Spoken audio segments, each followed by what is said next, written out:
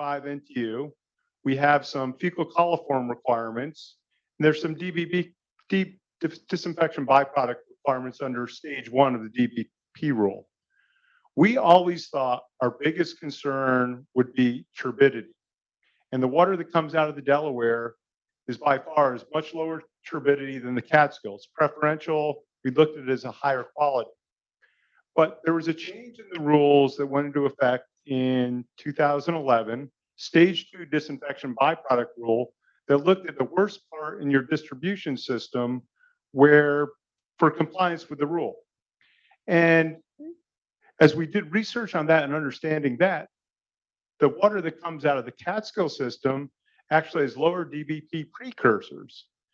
But our models right now are based on the assumption that the Delaware water is always better. So our modeling, how we're looking at things now is we're thinking is changing. Our modeling is not yet reflecting those changes. Our people, our operators are thinking in that way, but the modeling hasn't caught up with it. The data hasn't caught up with it. And this DBP challenge is magnified by decisions. Gene spoke about, this whole range of possibilities. When we were building out our system with this 2 billion gallon a day demand in city, we built huge water tunnels. Water tunnel number 3 is huge, starts out 23 feet in diameter to get water to far out places in the city. Now it takes days for it to get there. It can take 4 days to get across to Staten Island. And the longer that water is in contact with chlorine, the higher DBP levels we have. So we have all these different challenges, but there's an opportunity if there's a way to build trust. And I think good data that can be shared in forecast can help facilitate that trust. Right. No, you brought a good point. That's what I'm hearing in Colorado Basin also. They are not trusting the model results, how much water is available, because each entity has different output from the same model they're using.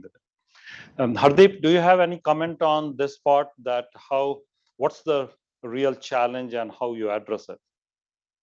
No, not really. Not a whole lot, Sunil. I think I've spoken quite a bit, and the other speakers have alluded to it.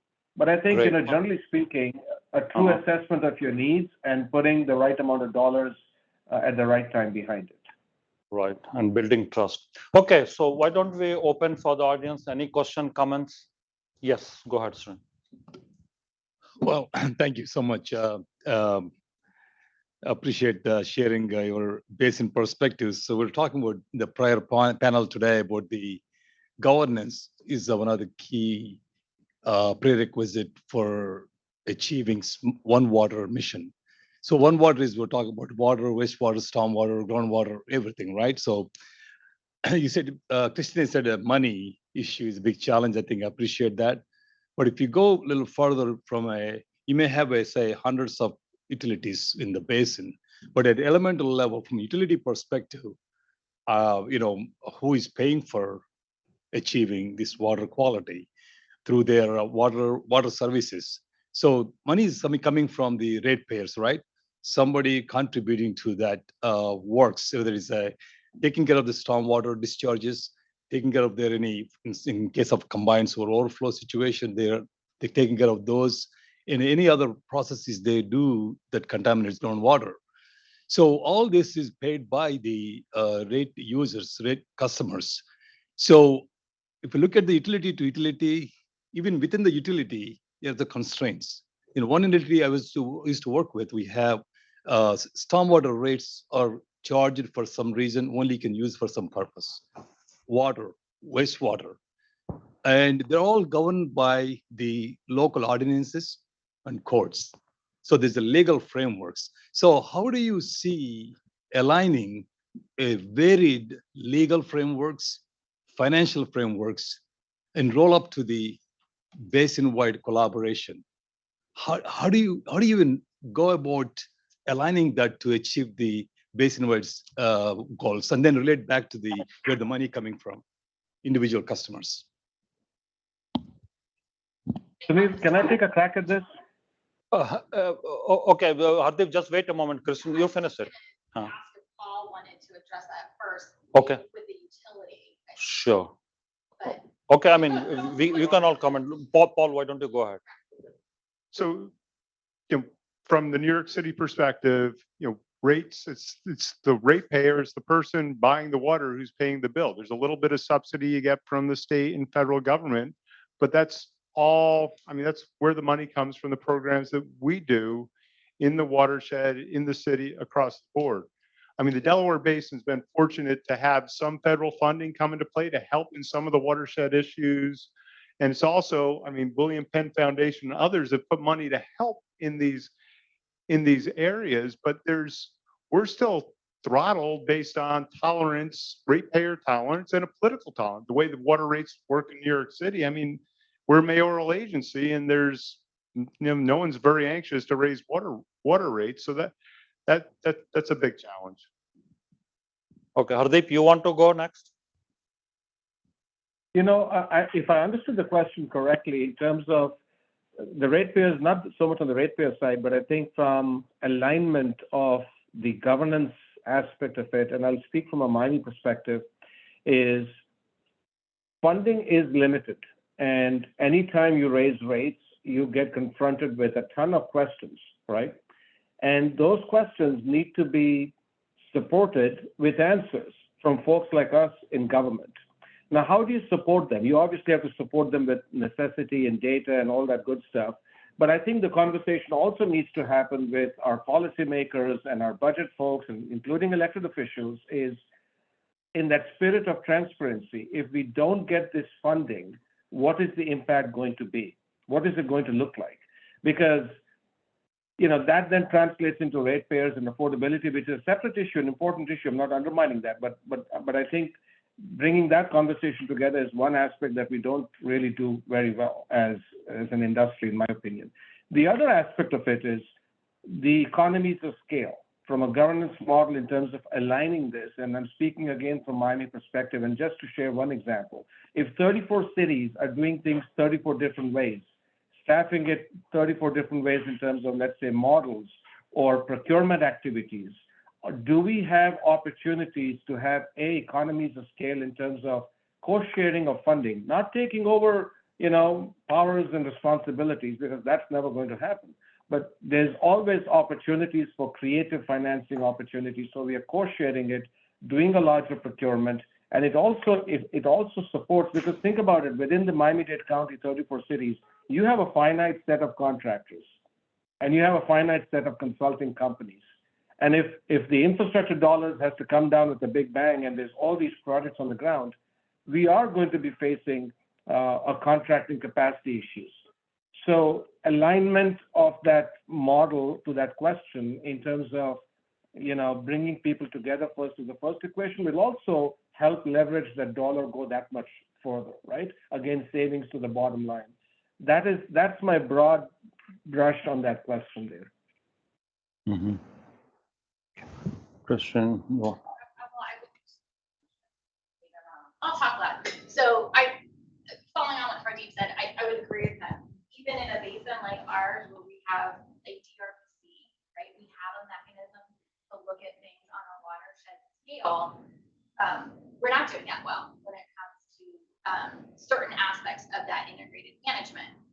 And think about how challenging it is to do it within the state of Florida. Now think how challenging that is to do it between 4 states, right? Everyone wants to make their own decisions.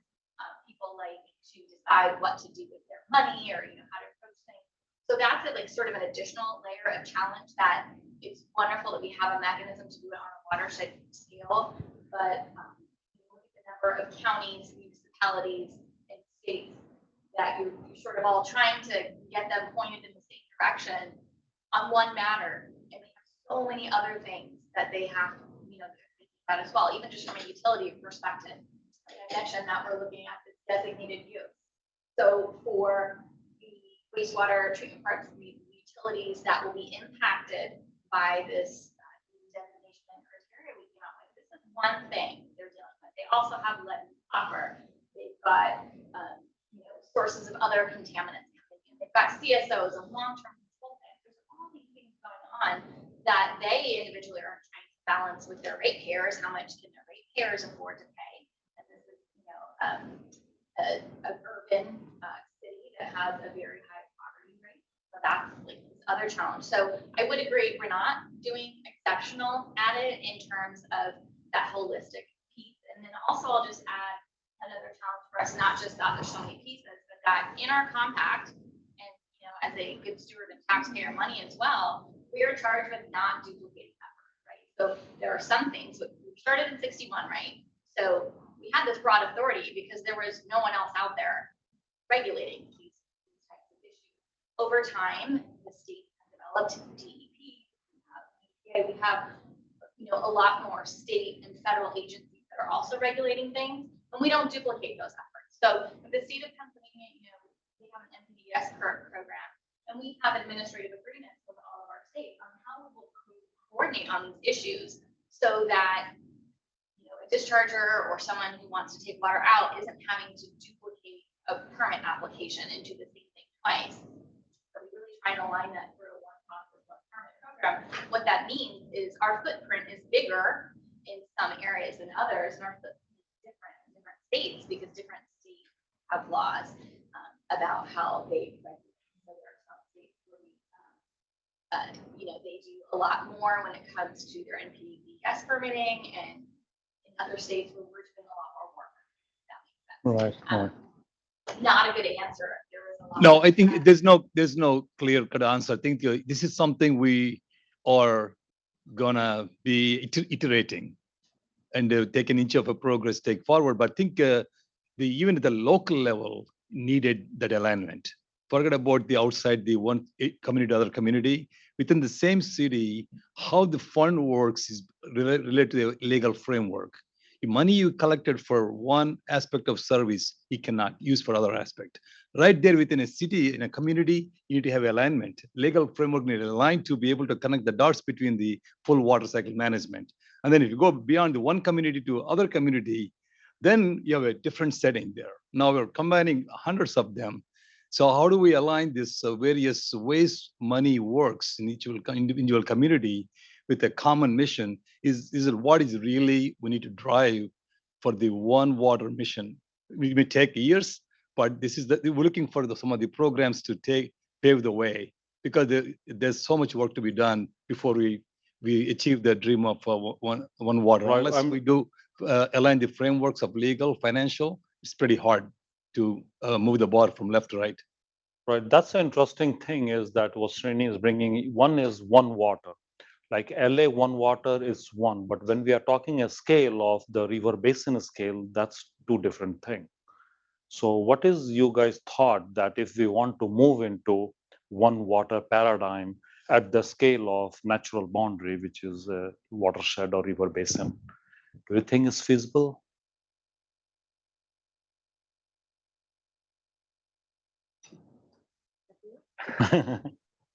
Is it feasible? I have to conduct a Sunil. feasibility analysis to figure out if it's feasible. Sunil, if you're talking about the watershed, and you're, am I having an echo? Can you hear me? Yeah, we can hear you. Go ahead. Okay. I think if I have to answer that question succinctly, Is anybody the mic question on here? be, I don't know why I'm getting a bad echo on my end. It was All right, working well, fine. let me try.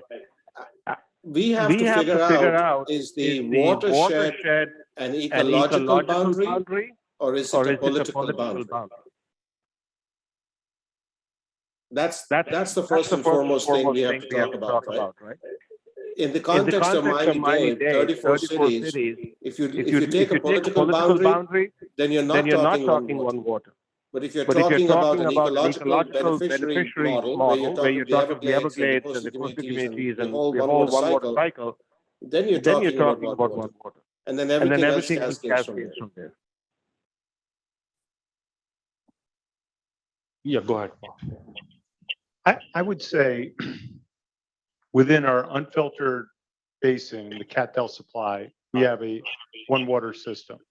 I mean, we've made investments to upgrade all the wastewater. I mean, it's unlike unfiltered supplies San Francisco has and others have that are completely uninhabited. The New York City watershed has 70,000 people living in it. about 30,000 the unfiltered portion of the watershed. And we've made investments in the communities to put in wastewater treatment plants that have microfiltration UV technology. So we're producing drinking water out of those wastewater plants that go into our reservoirs, that then we divert the water, then we treat it again with chlorine UV light, and then put it into the distribution system where we've invested in that cycle. Because that was a smart investment for us. Right.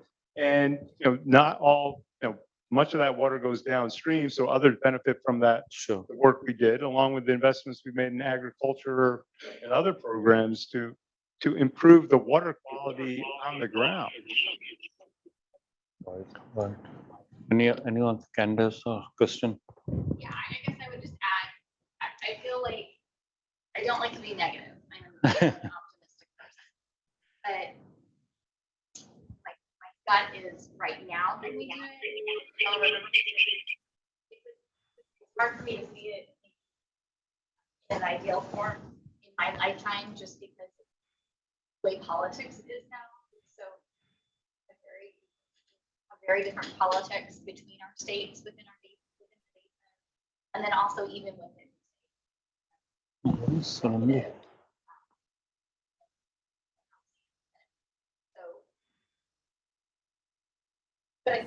but I do think it's possible. But I think a lot of it is sort of beyond the engineering piece of it, right? And you get into the political side of people understanding what it means to work collaboratively, and that doesn't necessarily sovereignty, or that you don't get a say, that you get to work together, right? So I'll step back for a moment, right? So the Supreme Court decree, as an example, in our basin, I have heard a couple of legislators say that they want their state out of the DRBC because of state poverty. And but I think about the decree, and I think about what happened there, and the Supreme Court decided that, right? So the federal government decided that for all the states. So I don't necessarily think is that a better solution? Is it better to come together and try and sort of be an equal partner and come to a solution? Or is it better to go to court? I guess it depends if you're on the winning side or not, right? Maybe it depends on the outcomes, but we have it politically, and I think sometimes it depends. How that changes really. Kind of rambling now, but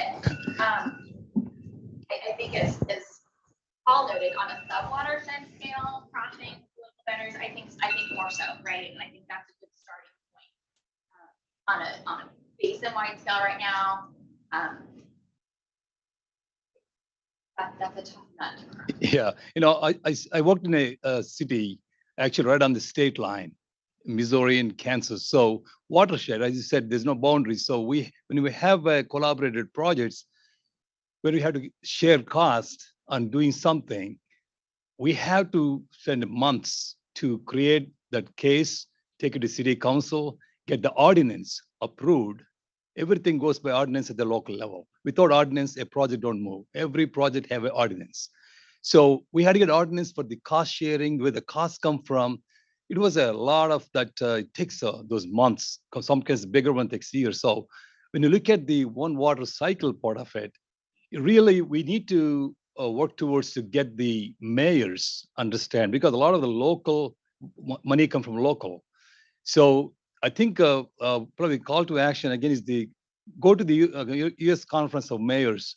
We need to let them see that this connectivity of one water cycle management, full water. I think unless they got it, they buy into it, this legal frameworks and funding frameworks will be pretty difficult to work with.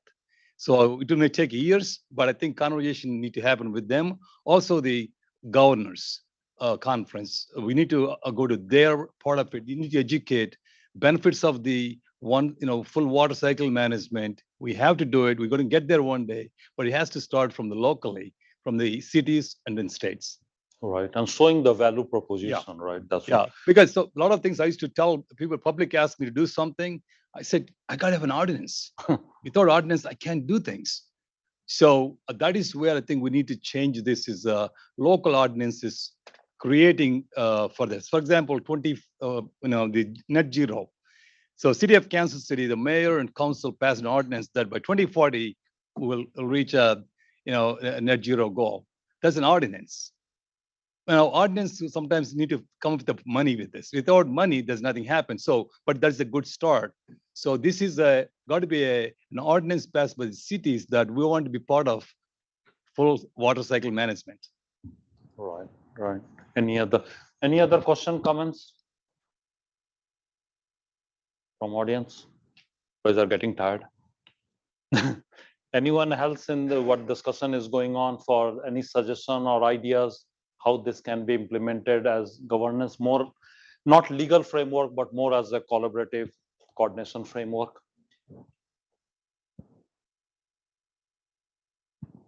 No other question, comments? Great. So yeah, go ahead. No, go ahead. We have time.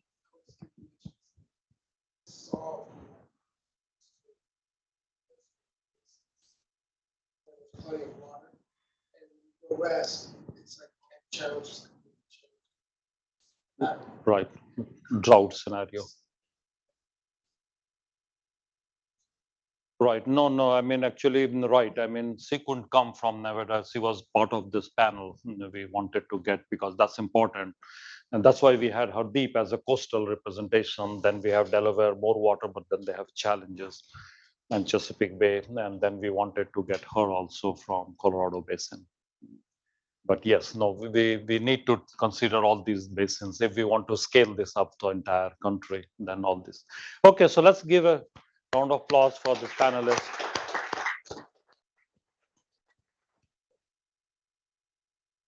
Thanks, Paul. It was really great. Thanks, Kenneth. Thank you for making it.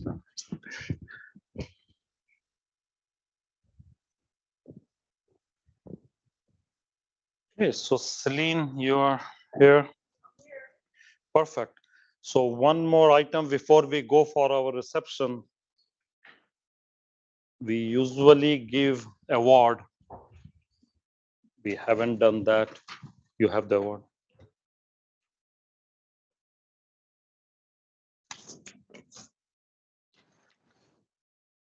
And where is, oh, you will take picture. What's that? We should give the award and then so that people can, then we can, reception, we can start with that. So Celine, if you can come here.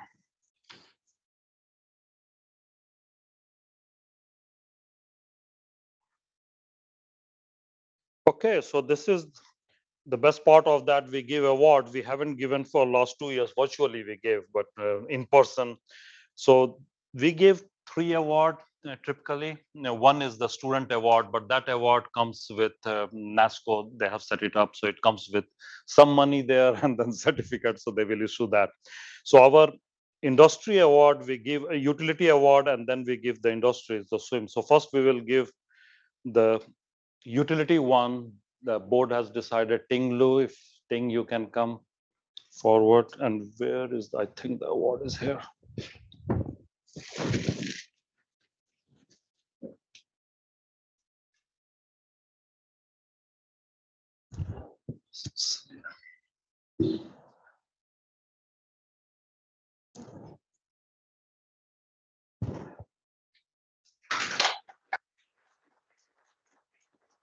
Ting, you want to say something?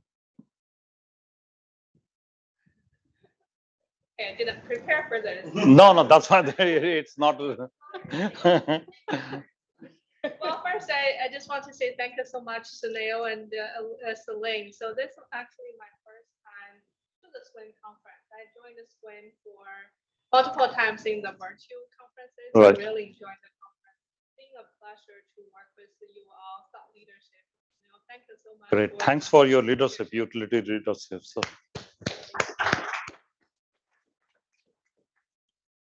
Okay, so our second awardee is Edgar. Edgar is here. I have seen He's Edgar. here. He's here. Oh, yeah, perfect. So Edgar, if you can confront Edgar, we give one internal. So one, the utility one who participated and active for most of our swim activity. Then second award, Edgar, he has helped us a lot in our writing white paper. Yeah.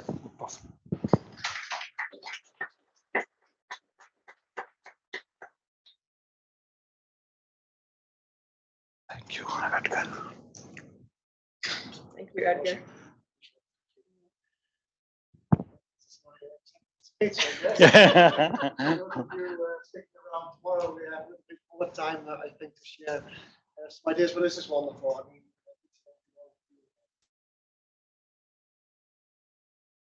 there's so much knowledge with you guys. I think the first time I was here in this space, 2019. 19, that was, In yes. person, yeah. In person. In person. Sitting at the same. Same, yeah, there. To see what has happened in the past few years has been amazing. Despite COVID. So thanks so much. I'm looking forward to continue to contribute. Contribute, yeah, that's the key. Continue to contribute. Thank you. Okay, so that's wraps up today. So we have the reception, they will be setting it up. So that's, and then we will start again. Tomorrow we have excellent panels and the same thing, the keynote to speak, and then we go for the panels. So thanks, Celine.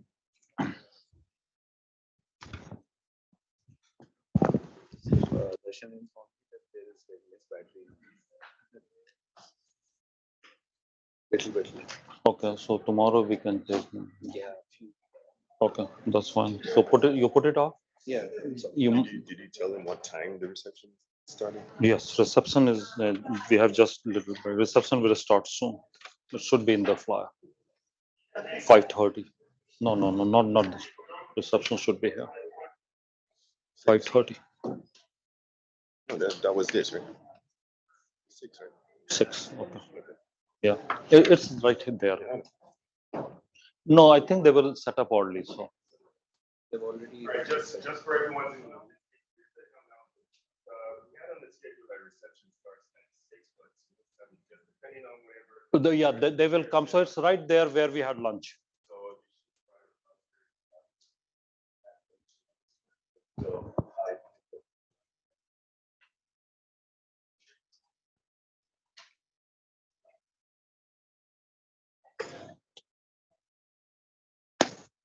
No, did you download it? I send you tomorrow. Will not be here. So his video. You sent me already? Yeah, not right now. I'm sending it long back. I forwarded you that email. It should be from Will. So check that. Check all my emails. So it should be, send the link, and then that link you need to download. That's a video because from PBS. So that we have to play tomorrow morning. Right. You downloaded? Downloaded. So okay, can you play? Stop the Zoom meeting.